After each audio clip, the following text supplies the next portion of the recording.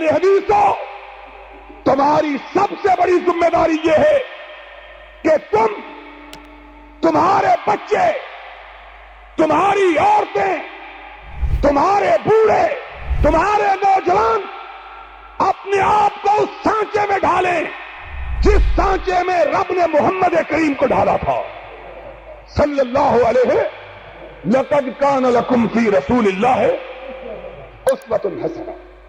اپنے آپ کو اخلاقی طور پر، اپنے آپ کو دینی طور پر اتنا بلند بناؤ کہ لوگ اشارہ کر کے کہیں کہ یہ وہ آدمی جا رہا ہے جو اس مسلک کا ماننے والا ہے جو سرور کائنات نے اپنے صحابہ کو عطا کیا تھا۔ اپنے آپ کو نوصاف سے متصف کرو۔ آج افسوس کی بات یہ ہے ہم اہل حدیث بھی کہلائیں، خالص مذہب کے ماننے والے بھی اپنے آپ کو کنارے پہ جھوٹ بھی بولیں، پھر دغا بھی کریں، پھر فریب بھی کریں، اور اس سے بھی ستم کی بات یہ ہے کہ اہل حدیث بھی کہلائیں اور نماز بھی نہ پڑھیں، روزہ بھی نہ رکھیں، توفیق ہو حج بھی نہ کریں، پیسہ ہو زکات بھی نہ دیں، پھر اہل حدیث۔ یاد رکھو یہ بات اس مسلک کے حامل کو سجتی۔ اہل حدیث وہ ہے جس کا عقیدہ یہ ہو کہ ادھر سرور کائنات کی زبان اقدس سے بات ادا ہو، ادھر اپنی گردن کو جھکا دو۔ اہل حدیث وہ ہے جو صحیح معنوں میں سچے مسلک کا پیروکار ہوتے ہوئے اپنے آپ کو عملی طور پر بھی اس مسلک پر کاربند بتلاتا ہے۔ اہل حدیث سونے کی انگوٹھیاں پہنے ہوئے، مسئلہ جانتا ہے۔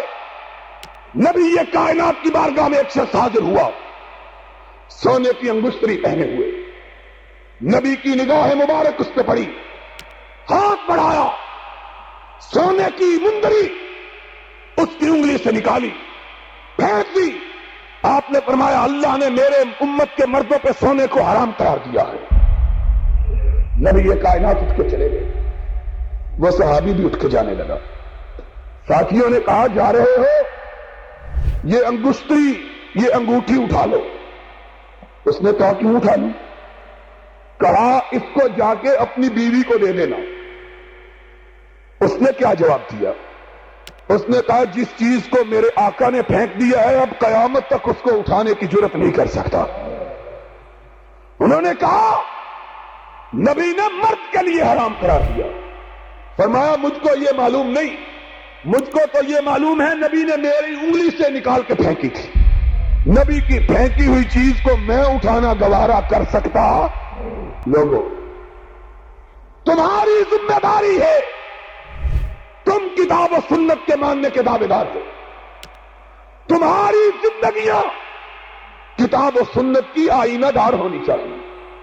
اور یاد رکھو مسلک اہل حدیث جو بر صغیر پاکستان اور ہندوستان میں پھیلا، دو طریقوں سے پھیلا۔ ایک تمہارے علماء کے واضح خطبوں اور کتاب و سنت کی تعلیمات سے، اور دوسرا تمہارا مسلک پھیلا ہے تمہارے اعمال و کردار سے۔ لوگ کہا کرتے تھے یہ اہل حدیث ہے، یہ کبھی جھوٹ بول سکتا، یہ اہل حدیث ہے، یہ کبھی دھوکہ کر سکتا، یہ اہل حدیث ہے، کسی کا مال ہڑپ کر سکتا۔ آج یہ کیفیت ہے۔ اگر یہ کیفیت نہیں ہے تو سمجھ لو کہ تمہارے قول اور تمہارے عمل میں مطابقت نہیں رہی۔ اگر ہمارے قول اور فعل میں مطابقت ہو جائے، کعبے کے رب کی قسم ہے پاکستان میں اہل حدیث کے سوا کوئی دوسرا مسلک نظر آ ہی نہیں سکتا۔ کیسے آئے؟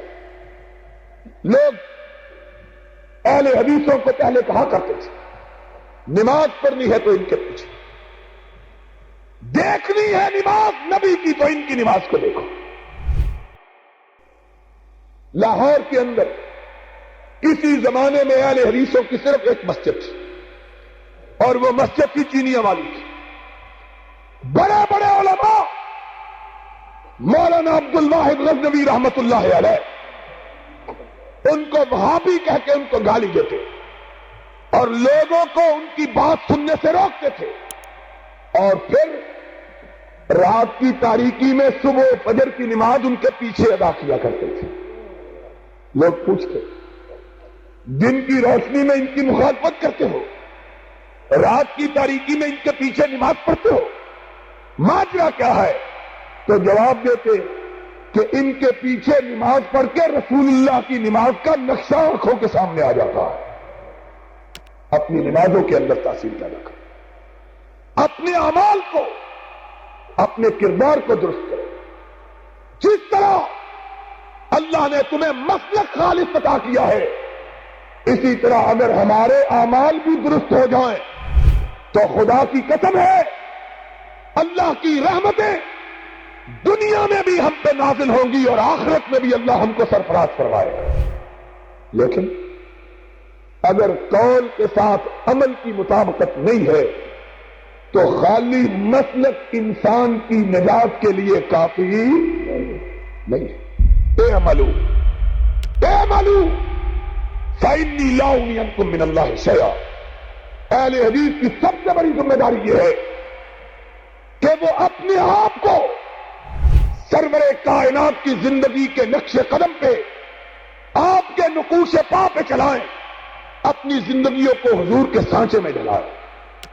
اپنے اعمال سے, اپنے اخلاق سے اس بات کو ثابت کریں کہ اہل حدیث کی گردن کٹ سکتی ہے لیکن غیر اللہ کے سامنے جھک سکتی. اہل حدیث اس کی لاش کے ٹکڑے کیے جا سکتے ہیں لیکن اس کو جھوٹ بولنے پر آمادہ کیا جا سکتا. جب ہم نے مسلک میں جھوٹ گوارا نہیں کیا تو ہم نے عمل میں بھی جھوٹ کو گوارا کرنا. اور یہی سبب کہ انگریز جب اس ملک میں حکمران تھا, جتنا خوف زدہ تمہارے مسلک کے لوگوں سے تھا اتنا خوف زدہ دوسرے کسی مسلک کے لوگوں سے. سمجھتا تھا کہ ان کے قول اور فعل میں مطابقت ہے. اہل حدیث جو کہتا ہے وہ کر کے دکھلاتا ہے اور ہمیشہ آخرت اس کی نگاہوں میں رچی بسی رہتی ہے. آج لوگوں آخرت ہمیں یاد نہیں ہے اور آج ہمارے مسلک کی خوبیوں کے باوجود لوگوں میں ہماری تاثیر اس لیے نہیں رہی کہ ہم بھی رسم و رواج کا شکار ہو کے رہ گئے. اپنے بچوں کی شادیاں کرتے ہیں اسی طرح کرتے ہیں جس طرح کے رب رسول کے باغی کرتے ہیں. موت ہوتی ہے وہی رسمیں ادا کرتے ہیں جو وہ لوگ ادا کرتے ہیں جنہوں نے اپنے مذہب کے اندر ملاوٹ پیدا کر دی. تمہارا مسلک خالص ہے, تمہارا عمل بھی خالص ہونا چاہیے. جس طرح تمہارے مسلک میں ملاوٹ نہیں اسی طرح تمہارے عمل کے اندر بھی ملاوٹ نہیں ہونی چاہیے. پھر دیکھو لوگ تمہاری بات کو کس طرح مانیں اور اس کا نتیجہ صرف یہی نہیں ہوگا لوگ تمہارے مسلک کی طرف آئیں گے بلکہ اس کا نتیجہ یہ بھی ہوگا کہ رب تمہاری دعاؤں کے اندر تاثیر پیدا فرمائے گا.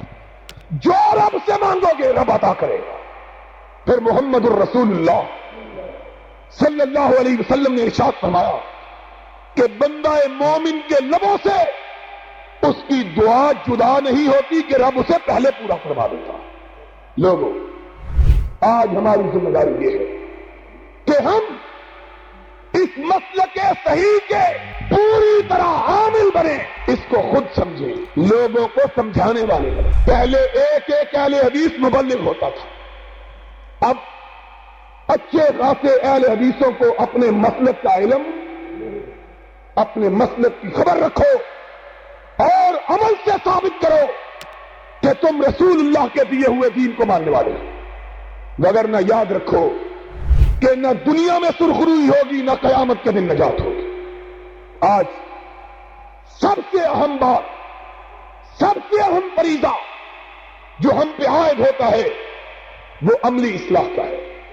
اہل حدیثوں کو چاہیے اپنی اولادوں کو 5 وقتہ نمازی بنائیں. ان اولادوں کا بائیکاٹ کریں جو نماز نہیں پڑھتی. ان بچوں کا کوئی فائدہ نہیں جو بڑا روپیہ کماتے ہیں لیکن نماز کے قریب.